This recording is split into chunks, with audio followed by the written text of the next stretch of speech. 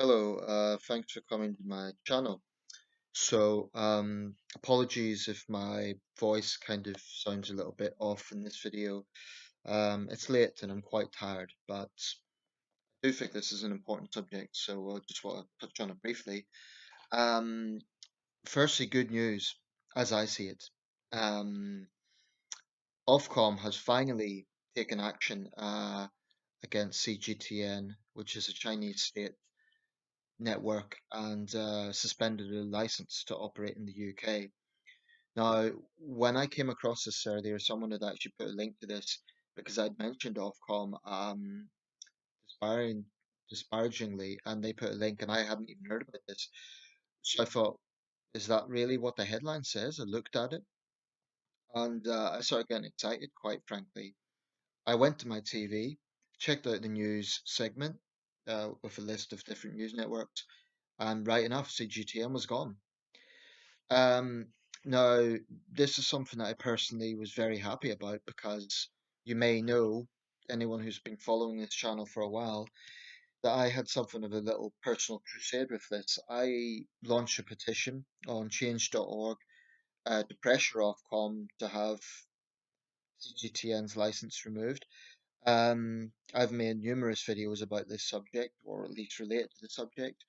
I've badgered Ofcom with emails. And if I'm being honest, I've been pretty critical of Ofcom um, for what I saw them sitting on the fence. First of all, I'm just going to read out a bit from the BBC report, just to give a little bit of context here, and then talk a bit more about that and also about some other things. Ofcom revoked Chinese broadcaster CGTN's UK license. I'm still kind of shocked by it because I honestly thought they would just keep sitting on the fence. But anyway, they've done it. China's state-owned broadcaster has had its license to broadcast in the UK revoked by media watchdog Ofcom. Ofcom said the company that owns the UK license for China Global Television Network (CGTN) doesn't have day-to-day control over the channel, which is against its rules.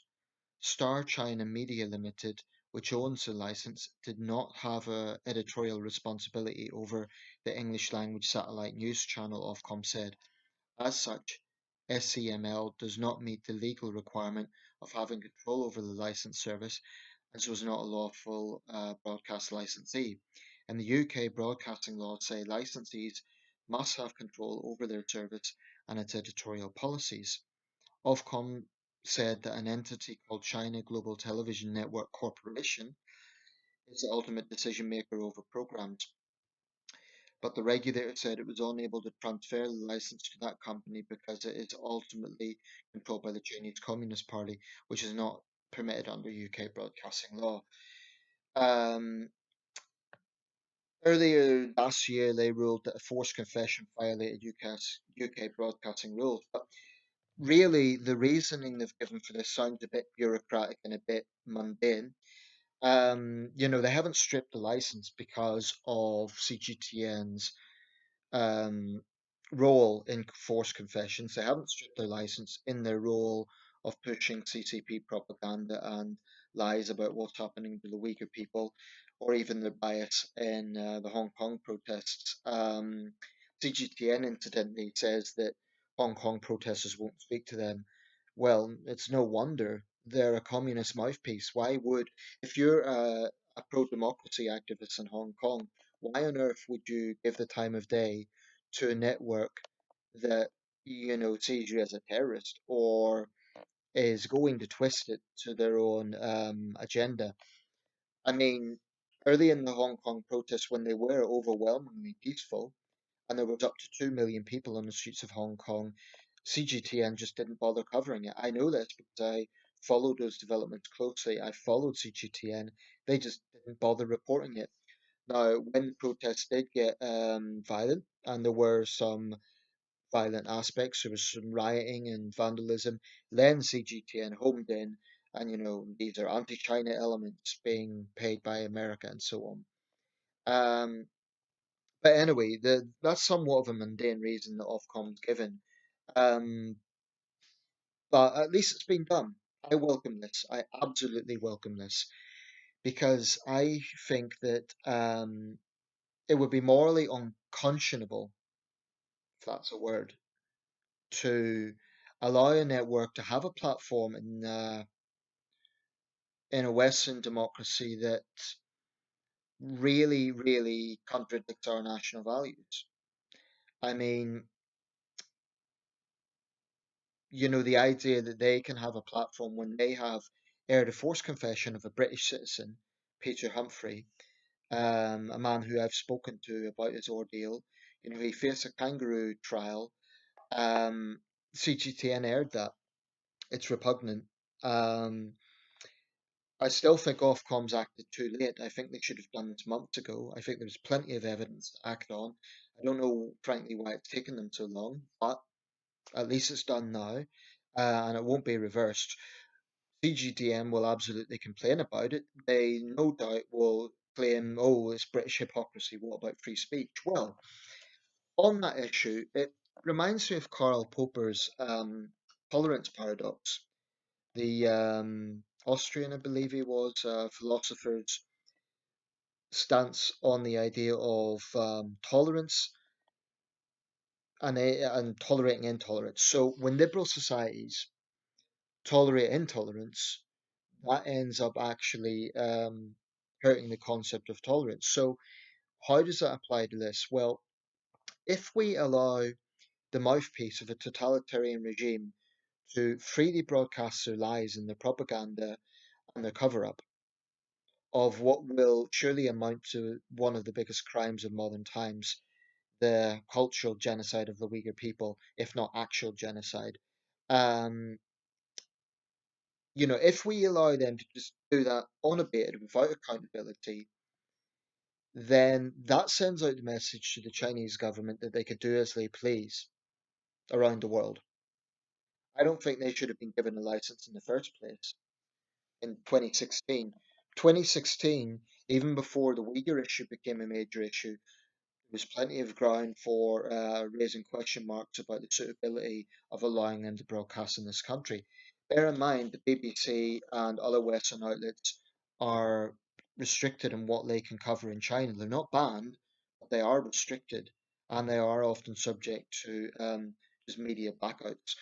So I take the view if dissidents in China cannot have a voice, if they cannot have a platform to air differing views, if you cannot openly criticize the Communist Party in China, why the hell, to put it bluntly, should we give them a platform?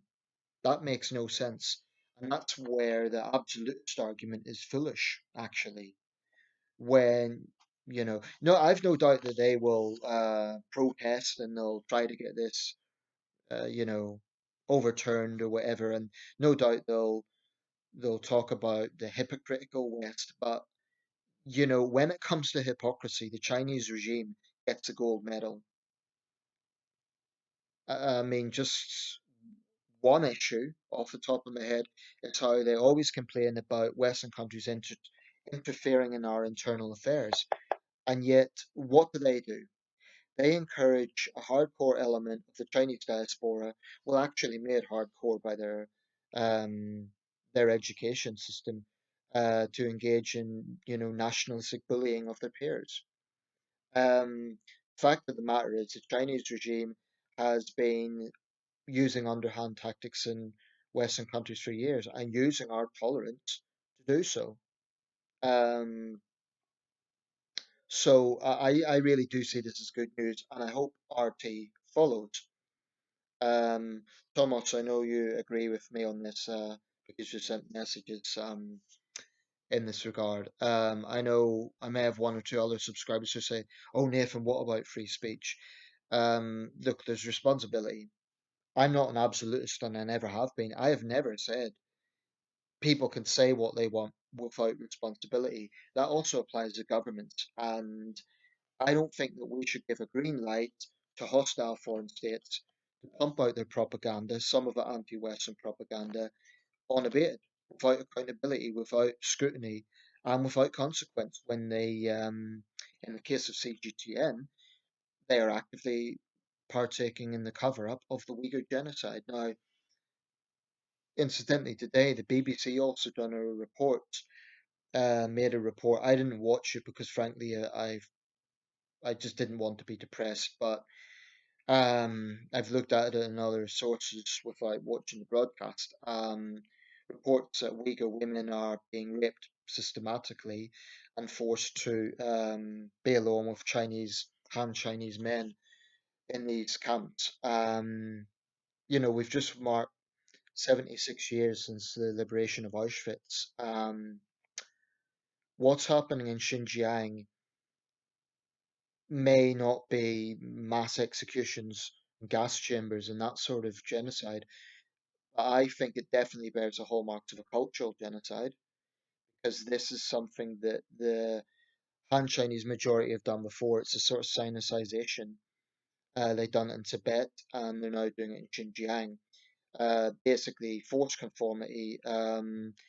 They claim these are, I think the term they put is re-education centers or rehabilitation centers to de-radicalize terrorists.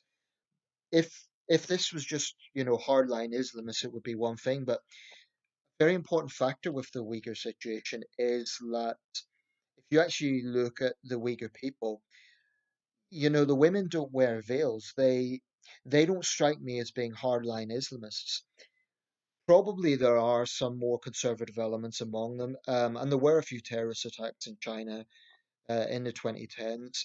There was a knife attack at Kunming, 33 people were killed. There was a vehicle attack in Beijing, and there has been a few terrorist incidents. But that can never be used as an excuse to collectively punish millions of people. I even say that about the West. I don't think, for example, we could punish all British Muslims because a British Islamist commits an atrocity. It's just wrong. You can't have collective punishment. What you can do is have a very assertive program of de-radicalization, counter-terrorism, and so on. But what the Chinese regime is doing, it definitely ticks a lot of boxes for what is defined as genocide. And their lies about this are getting increasingly desperate and pathetic. I mean, do they really think the world is looking at these images and it's all fake? Um, so I do think we need to keep pushing this. If it means recalling the Chinese ambassador, I believe there's a new ambassador now. It's going to take over from Liu Xiaoming. He's just retired. Um, so be it. If there is a new Cold War with China, it's one that they have definitely escalated by their refusal to really engage in international cooperation. COVID, I think, is a very, very big